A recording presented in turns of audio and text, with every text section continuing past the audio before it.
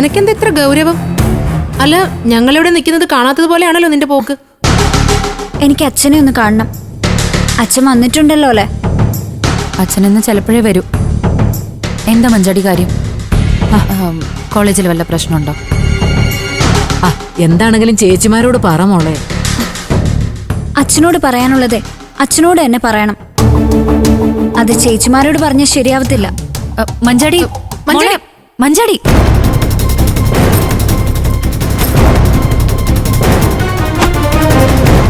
അല്ല, ഇവക്കെന്താ പറ്റിയേ? അറിയില്ല ചേച്ചി.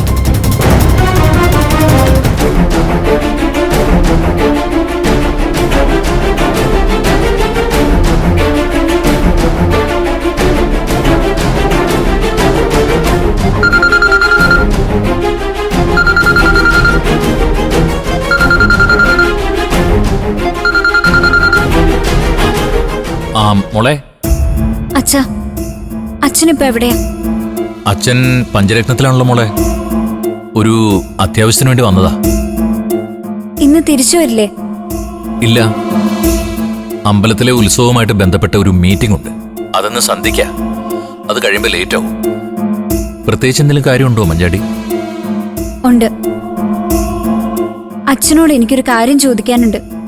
ആണോ? എന്താ മോളെ, നീ ചോദിക്കേ. ഗോകുലേട്ടൻ ജയിലിൽ കിടക്കുമ്പോ അച്ഛൻ ആളെ പോയി കണ്ടിരുന്നോ?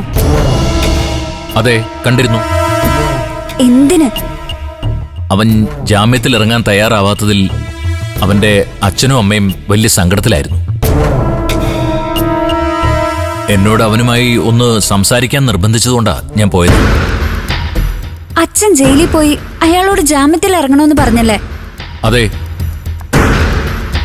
ഗോകുലെന്നെ അനുസരിക്കാൻ തയ്യാറായി. 2 ദിവസത്തിനുള്ളിൽ അവൻ പുറത്തു വരികയും ചെയ്തു.